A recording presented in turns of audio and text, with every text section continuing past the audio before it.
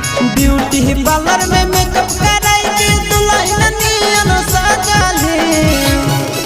लगाई के fair lovely हमर पगली कहाँ चलली लगाई के फेयर लभली हमर पगली कहाँ चलली। थपड़ी अब बजाई हो ढेर दिन मजा मोरली थपड़ी अब बजाई हो ढेर दिन मजा मोरली लगाई के फेयर लभली हम तो भतारा घर चलली लगाई के फेयर लभली हम तो पियावा घर